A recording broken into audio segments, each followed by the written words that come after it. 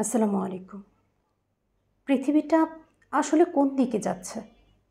চারিদিকে শুধু আগুন, ধোঁয়া আর কান্না। রাশিয়া ইউক্রেন যুদ্ধের আগুন এখনও নেভেই নেই।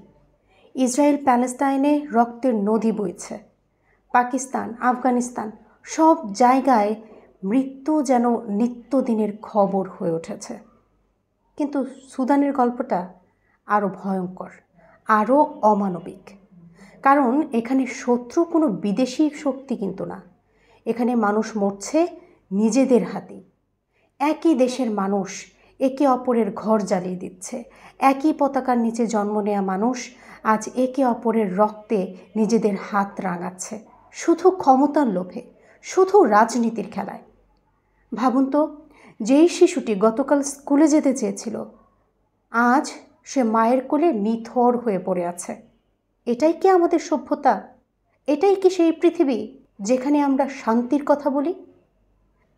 একদিকে সেনাবাহিনীর general Abdel Fattah al Burhan, অন্যদিকে তার সাবেক সহযোগী কিন্তু বর্তমানে শত্রু মোহাম্মদ হামদান দাগালো, সবাই যাকে হেমেডি নামে চেনে।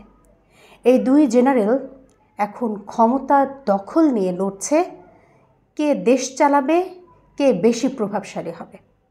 আর এই লড়াইয়ের আগুনে পুড়ে ছাই হয়ে যাচ্ছে পুরো সুদান।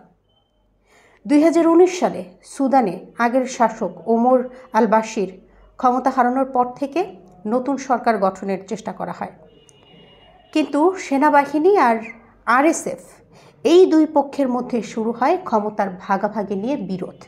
বিশেষ করে আরএসএফ কে কবে কিভাবে সেনাবাহিনীতে অন্তর্ভুক্ত করা হবে এই নিয়েই শুরু হয় টানাপোড়েন।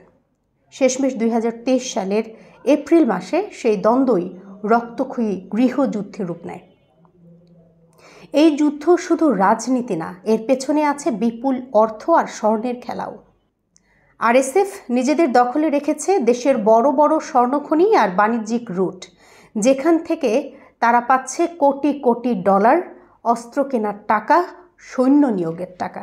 মানে যুদ্ধটা এখন একদিকে ক্ষমতার, আরেকদিকে টাকার।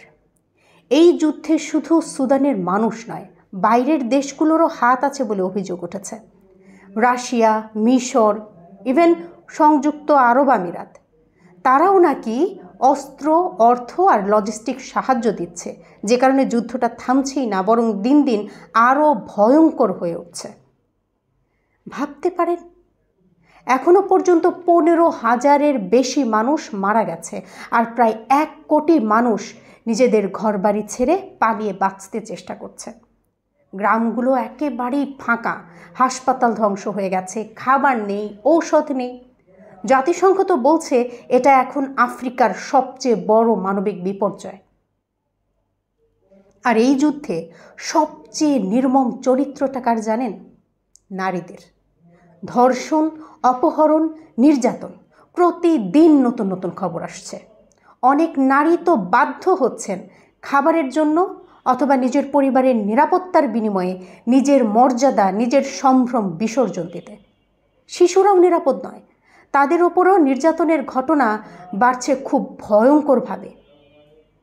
একবার ভাবুন, একবিংশ শতাব্দীতে এসেও নারী শিশুদের শরীরকে যুদ্ধের অস্ত্র হিসেবে ব্যবহার করা হচ্ছে, সেটাও আবার একই দেশের, একই মা।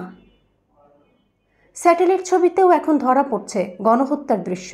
পুরোপুরি গ্রাম ধ্বংস, মানুষদের মাটির নিচে চাপা পড়া লাশ, হাসপাতালের চারপাশে আগুনের ধোঁয়া, সব কিছু যেন একটা অমানবিক চলচ্চিত্র। কিন্তু এই চলচ্চিত্রের অভিনেতারা, তারাও মানুষ, আমার আপনার মতোই মানুষ। সুদানের এই গৃহযুদ্ধ আমাদের একটা আয়না দেখায়, যেখানে দেখা যায় ক্ষমতার লোভে মানুষ কতটা নিচে নামতে পারে। আমরা হয়তো যুদ্ধ থামাতে পারবো না, কিন্তু আমরা মানবতার পক্ষে কথা বলতে পারি, সচেতনতা ছড়াতে পারি। কারণ আজ যদি সুদান পুড়ে ছাই হয়ে যায় না, কে জানে কাল কোন দেশে আগুন ধরবে।